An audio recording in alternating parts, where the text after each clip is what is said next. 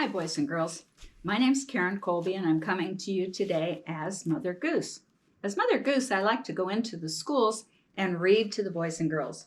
I read fairy tales, Mother Goose poems, golden books, and just fun children's books.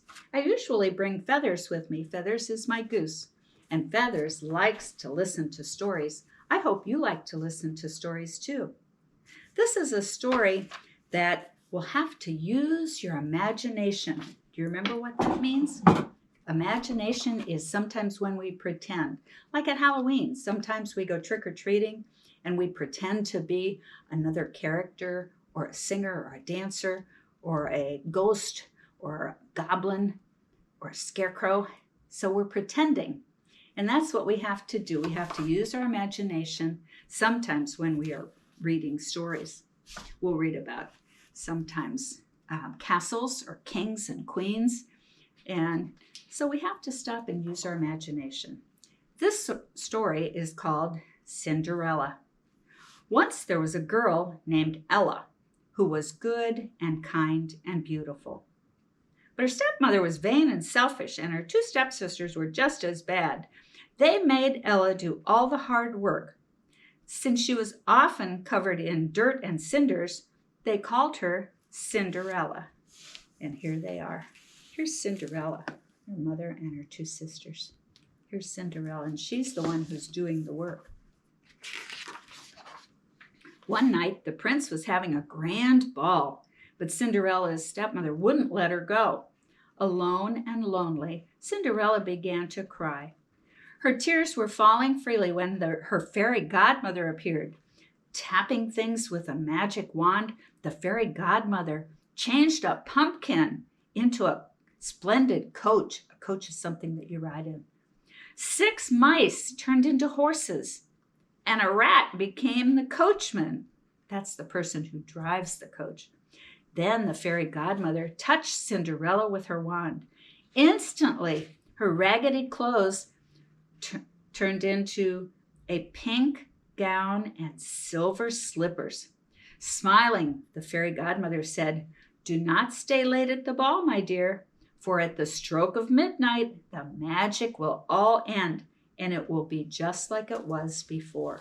And here's a picture of Cinderella and her fairy godmother with her wand, and she tapped a pumpkin and made this coach. And let me see if we can see the little mice. Oh, and here's a rat, and he turned into the person who was driving the coach. Let's see what happens. When Cinderella arrived at the ball, everyone stopped to stare at her. Her stepsisters didn't recognize her, and they were jealous. The prince, who was having the ball, thought that she was the most beautiful woman he had ever seen, and he asked her to dance all through the night. She was having so much fun that she forgot to think about the time. Bong, bong, bong.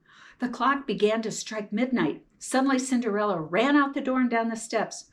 One of her silver slippers fell off, but she kept running. As the clock struck 12, her beautiful gown turned into rags, and her coach disappeared. All she had left was one silver slipper. And here she is running down the steps, and you can see her slipper that fell off. The prince was very sad. When he found a silver slipper on the palace steps, he and his men traveled on throughout the kingdom, trying the slipper on every lady's foot. At last, the slipper was brought to Cinderella's ugly stepsisters. They pinched their heels and curled their toes up, but the slipper didn't fit. Then Cinderella said softly, "May I try?" The prince ran in to find that the slipper fit her perfectly. Then he took one look at Cinderella's good, kind face, and he knew that she was his princess. It was a grand wedding. Cinderella and her prince danced well past midnight, and they enjoyed each other's company ever after. And here's a picture of the prince and Cinderella when they got married. That's a fun story, don't you think, boys and girls?